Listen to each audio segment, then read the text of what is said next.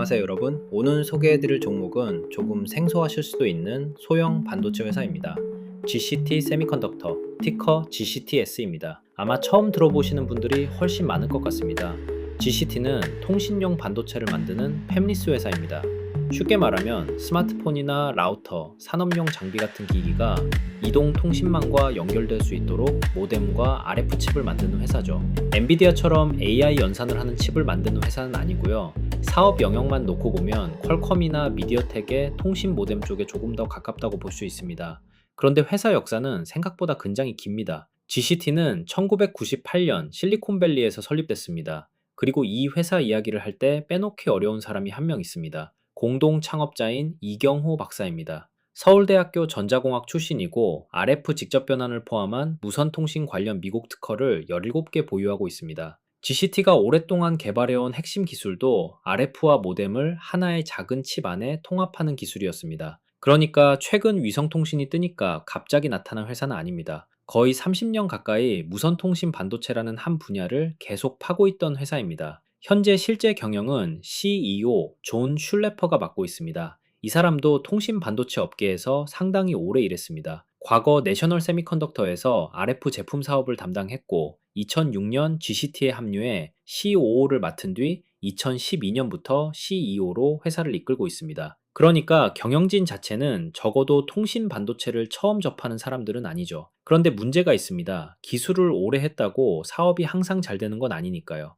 GCT는 과거 4G LTE 시대에는 실제 통신칩을 판매했던 회사지만 스마트폰 시장이 퀄컴과 미디어텍 같은 대형 업체 중심으로 굳어지면서 회사 규모가 계속 작아졌습니다. 여기에 5G 칩 개발까지 생각보다 오랜 시간이 걸렸고요. 결국 지난해 연간 매출은 약 286만 달러까지 떨어졌습니다. 정말 작은 회사가 된 겁니다. 그런데 최근 상황이 조금씩 달라지고 있습니다. 오랫동안 개발해왔던 5G 칩이 실제 고객에게 나가기 시작했고, 동시에 위성통신이라는 새로운 시장이 열리고 있습니다. 그리고 마침 이번에 2026년 2분기 실적도 나왔습니다. 결론부터 말씀드리면 실적 숫자 자체는 좋지 않았습니다. 매출은 약 97만 달러, 전년 동기보다 약 18% 감소했고요. 매출 총이익도 마이너스로 돌아섰습니다. 순손실은 약 2,040만 달러였습니다. 물론 순손실 가운데 약 1,230만 달러는 주가와 워런트 가격 상승에 따른 비현금성 평가 손실이라 실제 영업이 갑자기 그만큼 더 나빠졌다고 볼 필요는 없습니다. 조정 에비타 손실은 약 660만 달러였습니다. 그래도 현재 실적만 놓고 보면 좋은 숫자는 아니죠. 그런데 이번 실적에서 제가 더 흥미롭게 본 숫자는 따로 있습니다.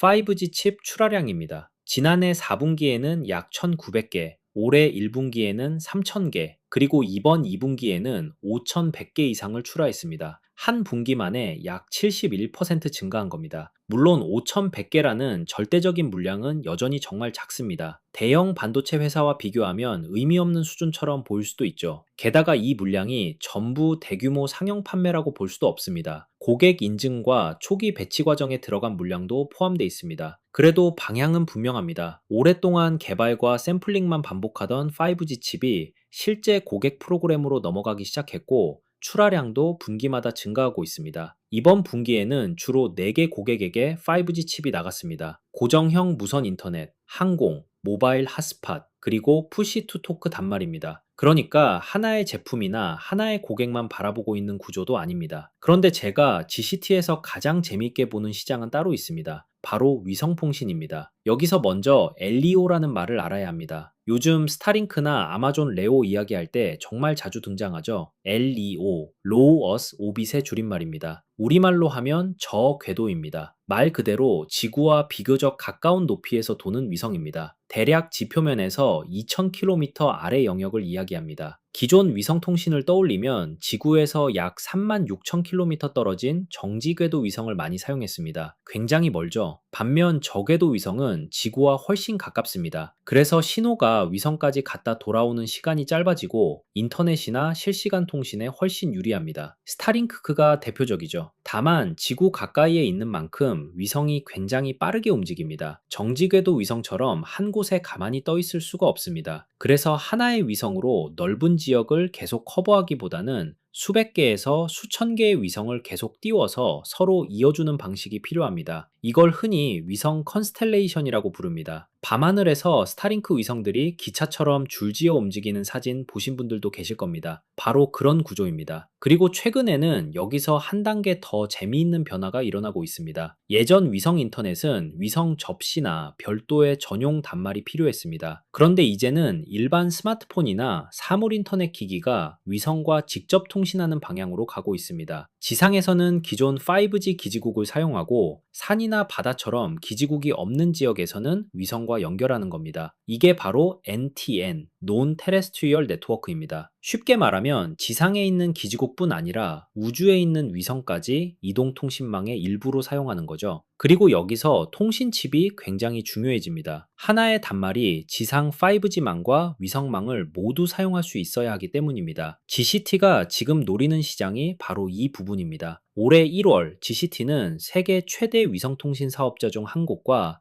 5G와 4G 칩 라이선스 계약을 체결했습니다. 단순히 같이 연구해보자는 수준은 아닙니다. GCT 칩을 해당 사업자의 사용자 단말에 통합하기 위한 계약입니다. 그리고 5월에는 여기서 한 단계 더 나갔습니다. 같은 위성통신 사업자와 레퍼런스 플랫폼 계약까지 체결했습니다. 쉽게 말하면 칩 하나를 평가해보는 수준을 넘어 이 사업자의 차세대 위성통신 단말을 만드는 과정에 GCT의 플랫폼이 들어가기 시작한 겁니다. 이게 꽤 재미있죠? 그리고 이번 어닝콜에서는 더 흥미로운 이야기도 나왔습니다. 아직 이 고객의 이름은 비밀 유지 계약 때문에 공개할 수 없습니다. 그런데 경영진은 고객사의 실제 서비스 출시 일정에 따라 빠르면 올해 4분기, 늦으면 내년 1분기쯤 고객 이름을 공개할 가능성이 있다고 이야기했습니다. 물론 아직 누군지는 모릅니다. 스타링크라고 확인된 것도 아니고 아마존이라고 확인된 것도 아닙니다. 추측만 하는 거죠.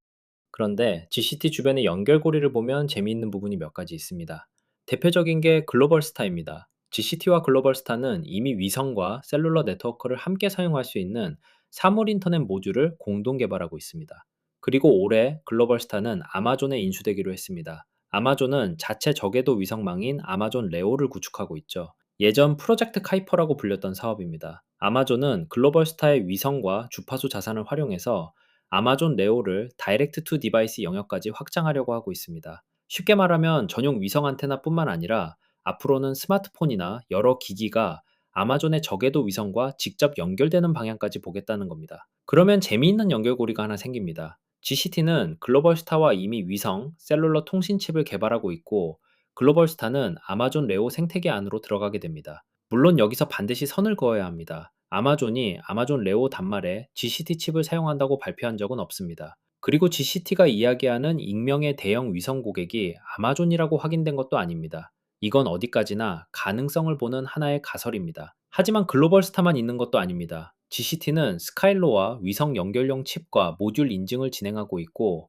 이리듐의 NTN 다이렉트 서비스와 GCT 칩을 연결하는 작업도 진행하고 있습니다. 그러니까 과거에는 GCT가 언젠가 위성 통신을 할 수도 있습니다 정도였다면 지금은 실제 위성 사업자들과 여러 프로그램이 동시에 진행되는 단계까지 온 겁니다. 이번 어닝콜에서도 경영진은 단기간 가장 큰 분량을 기대하는 분야로 지상 브로드밴드와 함께 위성, NTN을 꼽았습니다. 저는 이 부분이 상당히 중요하다고 봅니다. 몇 년 뒤를 이야기하는 연구개발 프로젝트가 아니라 경영진이 이제 실제 매출 성장 축으로 이야기하기 시작했다는 거죠. 그렇다면 이번 분기 실적은 왜 예상보다 약했을까요? 회사는 원래 이번 분기에 지금보다 높은 매출을 기대했습니다. 그런데 일부 고객들이 내부 구조 조정과 사업 일정을 조정하면서 제품 출시가 한 분기에서 두 분기 정도 밀렸습니다. 중요한 건 프로그램 자체가 취소됐다고 이야기한 건 아니라는 겁니다. 경영진은 고객 관심이나 제품 전략에는 변화가 없고 출시 시점이 뒤로 밀렸다고 설명했습니다. 그래서 하반기 5G 출하량은 상반기보다 더 많을 것으로 예상하고 있습니다. 고객 수도 더 늘어날 것으로 보고 있고요. 그리고 분기가 끝난 뒤에는 새로운 고객도 하나 확보했습니다. 이번에는 드론입니다. GCT 칩을 드론의 제어와 텔레메트리 통신에 활용하는 프로그램이고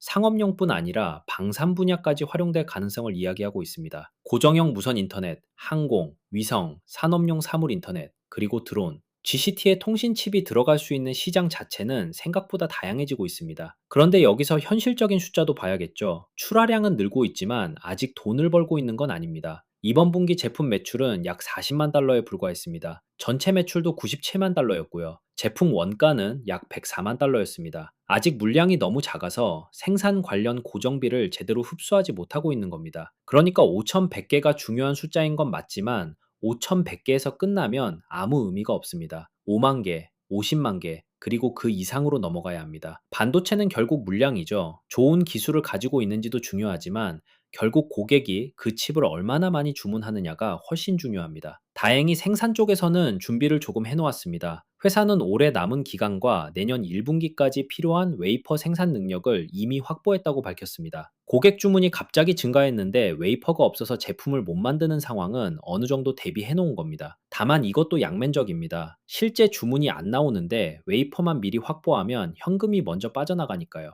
그리고 바로 이 부분에서 재무 이야기를 해야 합니다. 이번 분기 말 현금은 약 3,020만 달러였습니다. 1분기 말 700만 달러 수준에서 상당히 늘었습니다. 그런데 이 돈을 사업으로 벌어서 쌓은 건 아닙니다. 회사는 외부 자금 조달에 상당히 의존하고 있습니다. 현재 차입금과 전환사채도 여전히 상당한 규모로 남아 있고요. 회사는 이번 분기에 ATM을 통해 발행할 수 있는 주식 규모도 기존 7,500만 달러에서 1억 2천만 달러까지 확대했습니다. 회사 입장에서는 5G 상용화까지 버틸 수 있는 자금 조달 수단을 확보한 겁니다. 좋게 보면 그렇죠. 반대로 기존 주주 입장에서는 추가 주식 발행과 희석 가능성이 계속 남아있다는 뜻입니다. 경영진이 예상하는 분기 현금 소진 역시 아직 상당합니다. 그러니까 5G와 위성통신 매출이 충분히 빠르게 올라오지 않는다면 앞으로 추가 자금 조달이 필요할 가능성도 있습니다. 그래서 현재 GCT를 재무적으로 편한 회사라고 볼 수는 없습니다. 오히려 상당히 조심해야 합니다. 그리고 현재 실적만 가지고 이 회사를 싸다고 이야기하기도 어렵습니다. 지난해 전체 매출이 286만 달러에 불과했으니까요. 시장이 지금 보고 있는 건 현재 숫자가 아닙니다. 앞으로 5G와 위성통신 칩이 실제 양산에 들어갈 수 있느냐입니다. 이번 실적은 분명 아쉬웠습니다. 매출도 기대보다 낮았고 고객 출시 일정도 밀렸고 제품 사업은 아직 적자입니다. 재무와 희석 문제도 그대로 남아 있습니다. 그런데 이전보다 확인된 것도 있습니다. 5G 칩 출하량은 1,900개, 3,000개, 그리고 5,100개까지 올라왔습니다. 실제 고객 수도 늘어나고 있고요. 실제 대형 위성 사업자의 제품 출시를 기다리는 단계까지 왔습니다. 이 경호라는 엔지니어가 1998년부터 거의 30년 동안 붙잡고 있던 RF와 셀룰러 싱글칩 기술이 스마트폰 시대에는 퀄컴과 미디어텍이라는 거대한 벽을 만났습니다. 그런데 이제 통신망 자체가 지상에서 우주까지 확장되고 있습니다. 수천 개의 저궤도 위성이 지구를 돌고 스마트폰과 사물 인터넷 기기가 기지국뿐 아니라 위성과도 직접 통신하는 시대가 오고 있습니다. 그리고 그 과정에서 다시 한번 작은 통신칩 회사에게 기회가 생길 수 있는가? 저는 그 부분을 보고 있습니다. 오늘 영상은 여기까지입니다. 시청해주셔서 감사합니다.